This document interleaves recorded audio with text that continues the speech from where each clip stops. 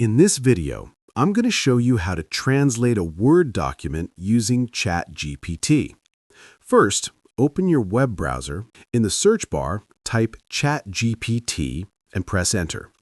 From the results, click on the official ChatGPT website. This will take you to the main interface. Now, to translate your document, click on the Upload button, the plus icon. Select your Word file from your computer and upload it. Once your file is uploaded, the next step is writing a prompt. Type something simple like, "Translate this document from English to Urdu." Then click Submit.